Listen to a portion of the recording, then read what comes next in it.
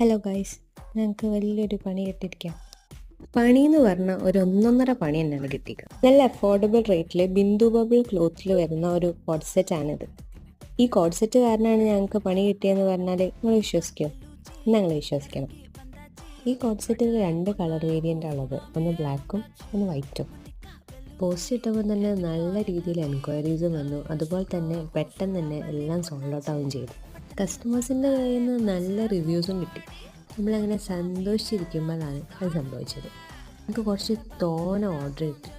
പക്ഷെ ഒരേ ഒരു പ്രശ്നമുള്ളൂ, ഈ സെയിം ക്ലോത്തിൽ സെയിം കോഡ് സെറ്റ് അവർക്ക് വേറെ കളേഴ്സിൽ വേണം.